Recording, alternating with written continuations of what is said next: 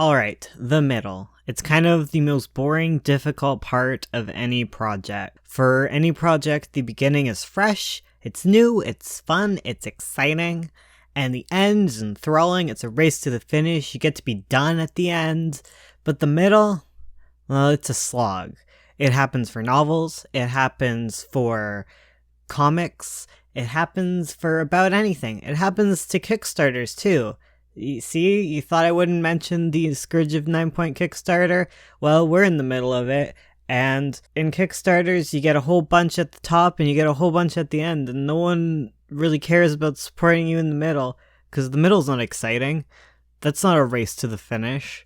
So if you want to help my disheartened heart, please consider backing our Kickstarter and bringing me back to life with my project. But enough about my woes and troubles, let's talk about surviving the middle of your story. In the next video, I'm going to talk about how to actually go about writing a middle.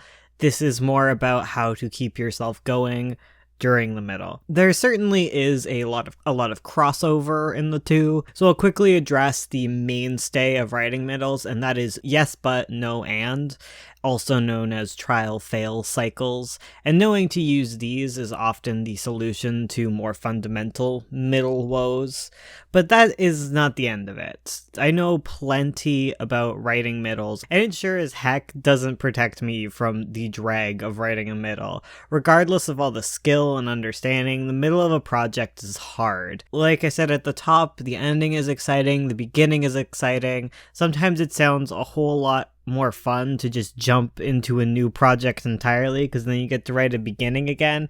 But if you do that, you get nothing done. You have to get through the middle at some point. The most valuable advice I found about writing boring middles is that when you're bored, your reader's bored.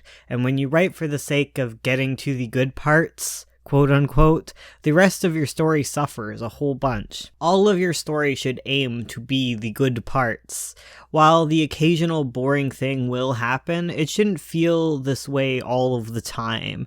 If you feel trapped in the middle, there's quite a few ways to get yourself reinvested in your story.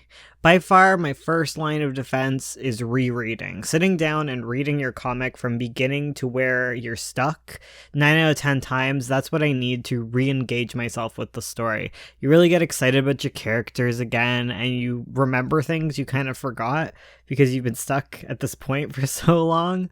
Also, read the pages at their highest level of completion. Sit down and read the actual comic pages and then start reading the script as you run out of comic pages. I did this for Magpie. I'd open up volume 1 and volume 2 and read through them as I was finishing the rest of the volumes to completion, and it really made me appreciate the story so much more, and I was just so excited to finally see what I was writing done as a comic. The next thing to consider is whether or not where you're stuck could use more interest. Usually after putting all that thought into how we're beginning our stories, we kind of lose steam and kind of stop considering our scenes with the same amount of detail and the same amount of investment. Sometimes that is for the better, because loosening up and being less stressed about your writing can sometimes make it a lot more fluid, a lot more interesting. But also not thinking about it, you can sort of get into a rut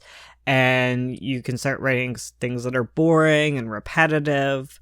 And when this happens, it's kind of nice to think about whatever scene you're writing as the first scene and start thinking about how you would go about engaging a reader who just jumped in at this point. How can you change it so that it hooks you? Setting and scenario are my go-to for making boring scenes interesting, especially in the middle. I mean, not especially in the middle. This goes for all scenes, but when you're stuck in the middle and you're forgetting to think about things, setting and scenarios can really help you. Can you set this same scene that you're writing somewhere else or with some sort of scenario going on to make it more engaging? Instead of just having talking heads, maybe they can be sword fighting while they talk. Think about your scene's purpose and change how it's framed. Give a character an irrelevant task to complete, or a new setting to navigate that can like add that interest you're lacking. Many amazing scenes take typical scenes and bring like a new breath of life into them with this same sort of small twist. And finally, getting through the middle, it requires you to have perseverance and commitment. Like, no matter how many tips and tricks you get, you in the end are going to hit into walls, and you need to just, in many cases, power through them. Like, I don't think perseverance and just working for the sake of work are like inherently good traits, and they can be kind of bad for you at some times. In some cases, a lot of cases, honestly. But if you really want to get this story done and you feel passionate about it, you're just stuck. Sometimes you just need to power on through. You need to persevere.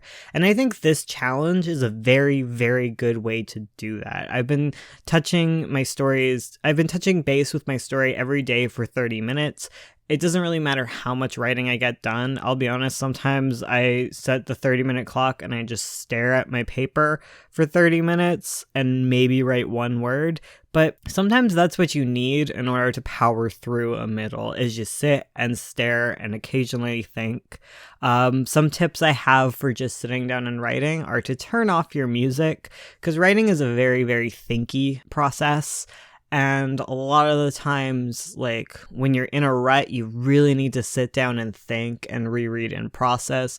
And if you're in a rut, turn off your music. It's something that's hard to do, but it always works for me. Because when I'm in a good mood, I can be bopping along to a bop, and it keeps me at a tempo. But it can also be distracting, so pay attention to that. And yeah, just touch base with your middle. Like, just keep trying.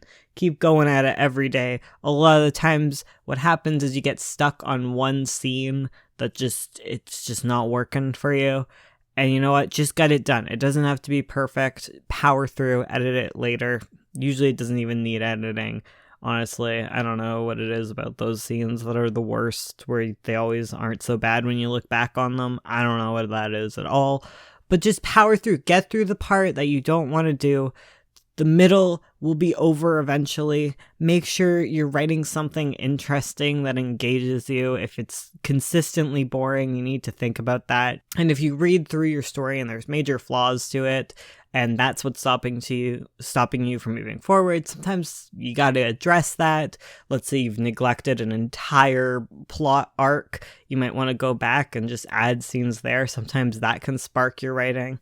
But just power through, be powerful, you're strong, I believe in you, I believe in me, I need to be powerful and strong.